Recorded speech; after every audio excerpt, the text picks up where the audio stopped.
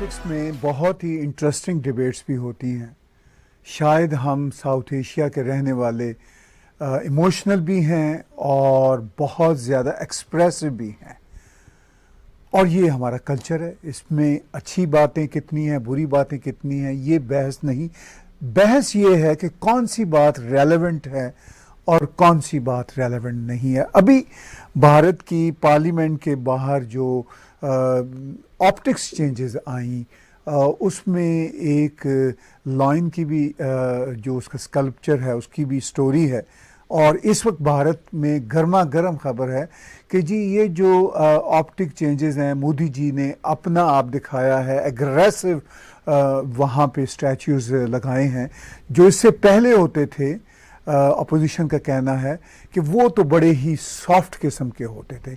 ये लगता है कि मोदी जी का अपना खूनी चेहरा है। ये हैं बातें जो हमारे साउथ एशिया की पॉलिटिक्स में होती रहती हैं, और भारत चूँकि साउथ एशिया का दिल है, गढ़ है, और इस वक्त दुनिया का स्टेक होल्डर भी है, वहाँ पर इस तरह की जो बातें हैं, इसके हवाले से हम बातचीत करेंगे मेजर गौरव आर्या जी के साथ। इसके साथ साथ चाइना ने जो भारत को एक तरह से वार्निंग दी है कि जो उनकी कंपनियों पर रेड होती है उससे इन्वेस्टमेंट के खदशे होंगे। फिर श्रीलंका का जो प्रॉब्लम है वो आपके और हमारे सामने है। हमारे साथ जुड़े हुए हैं दिल्ली से मेजर गौरव आर्या जी, जो किसी भी तारीफ के मोहताज नहीं। हम उनके शुक्रगुजार हैं कि करीब हर हफ्ते में समय देते हैं। उनका अपना चाणक्य फोरम, आप उसके वेबसाइट पे जाइए, उनके ऐप्स डाउनलोड कीजिए। मैं स्वागत करता हूँ मेजर गौरव आर्या जी का। Thank you very much sir, thank you very much. आपका बहुत बहुत शुक्रिया, आप हमें वक्त देते हैं। ये बताइए कि ये जो नई डिबेट है भारत में, ये किस तरह की डिबेट है? पहली बात तो ताहिर साहब, बुलाने के लिए अपने प्लेटफॉर्म पे बहुत बहुत शुक्रिया, आपका बहुत बहुत धन्यवाद। ताहिर साहब, कुछ नहीं, नई पार्लियामेंट की बिल्डिंग बन रही है, क्योंकि पुराना वाला पार्लियामेंट जो है छोटा पड़ रहा है, and it's a very old structure, तो पार्लियामेंट थोड़ा सा छोटा पड़ रहा है। तो बोला कि साहब सेंट्रल विस्टा नाम का एक थीम दिया है जिसमें प्राइम मिनिस्टर का भी नया घर बनेगा और पार्लियामेंट भी है। आई थिंक वाइस प्रेसिडेंट का भी वहां पे है कुछ, जहां तक मुझे याद है ये सब। तो इसको सब लोग अपोज कर रहे थे, क्योंकि अगर कल ऑपोजिशन को मोदी जी ये बोल देना कि जो है कि मतलब आप गहरी गहरी सांस लिया करिए सवेरे, ये लोग ना सांस लेना बंद कर देंगे। तो they have to oppose each and every single thing, और बेवकूफी की चीजों में। अच्छा, जो इंडिया का नेशनल सिंबल है वो अशोक स्तंभ वाला, जो अशोका दैट लायन, तो उसमें चार लायंस हैं, उसमें एक दिखता नहीं क्योंकि वो पीछे की तरफ है, तो ऐसे 3 दिखते हैं। अब बहस इतनी बेवकूफी की है, मैं आपको क्या बताऊं। अब ये ऑपोजिशन पार्टी वाले कह रहे हैं कि साहब मोदी जी ने सब चेंज कर दिया, और जो पहले वाला जो शेर था ना, जो अभी चेंज से पहले था जो शेर, वो बड़ा सॉफ्ट था, बड़ा इनोसेंट था, बड़ा मुलायम टाइप का शेर था, और बड़ा मतलब बड़ा हल्का फुल्का टाइप का। और ये जो मोदी जी ने नया शेर लेकर आए हैं, कल्चर की बात चल रही है ये, तो साहब ये जो लेकर आए हैं मोदी जी, तो मुझे बोलते हुए हंसी आ रही है, मैं क्या बताऊं। ये बड़ा खुर्राटेदार है, और ये बड़ा, इसके नाखून और पंजे निकले हुए हैं, और ये दिखाता है मोदी जी का असली चेहरा, और ये सब ड्रामेबाजी यहाँ पे शुरू हो गई। अच्छा साहब, स्टोरी ये है कि जो आर्किटेक्ट था, उस आर्किटेक्ट ने कह रहा साहब वो फोटो खींचने का एंगल थोड़ा सा अलग अलग हो गया। ऐसा कुछ नहीं है, इट्स द सेम लायन। मतलब वो अशोक स्तंभ है, उसके 4 शेर हैं, तो वैसे ही लायन दिखते हैं 4, तो वही है, वो एंगल थोड़ा सा ऊपर नीचे हो गया कि नहीं। अभी इंडिया में सबसे गर्मा गर्म बहस ये छिड़ी हुई, कितनी बेवकूफी की बात है, मुझे बताते हुए हंसी आ रही है।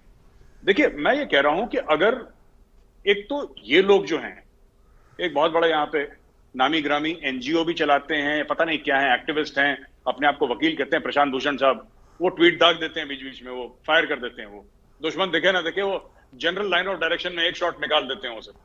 अच्छा, तो उन्होंने बोला कि साहब ये मतलब कि ये गलत है, उन्होंने काफी तनकीद करी, और काफी लोगों ने, ऑपोजिशन पार्टीज भी कुल मिल गई, कि ये जो पहले वाला लाइन था बड़ा। मैंने ये ट्वीट करा इस पे सर, मैंने ये बोला, शेर कोई सॉफ्ट और इनोसेंट नहीं है। शेर is the king of the jungle sir. जो king of the jungle, he is an apex predator. आपने अपने देश का, आपने अपने मुल्क का जो सिंबल चुना है वो लायन चुना है, बब्बर शेर जिसको कहते हैं, आपने लायन चुना है। अगर आपने सिंबल लायन चुना है, तो लायन की कौन सी चीजें हैं जो आपको पसंद आई? उसमें करेज होती है, लायन में दिलेरी होती है उसमें।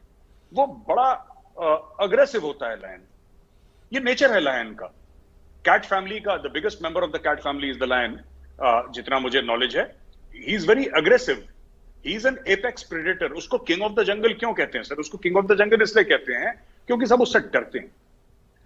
अच्छा, इन्होंने चुन तो लिया सर शुरू शुरू में कि हम अशोक स्तंभ से जो लायन है वो लेंगे और उसको नेशनल सिंबल बनाएंगे, और जबरदस्त सिंबल है, और मैं तो जब भी देखता हूं मेरे रोंगटे खड़े हो जाते हैं। लेकिन मुझे ये समझ में नहीं आया सर, हंसी इस पे आती है, इनके लायन से एक्सपेक्टेशन क्या है?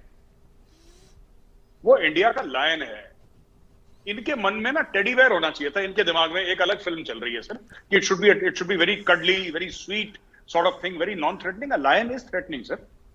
आप लायन तो अगर सामने लायन आएगा आप क्या सोचेंगे? और ये एक नहीं है सर, ये 4 हैं, ये उसके अंदर 4 लायंस हैं।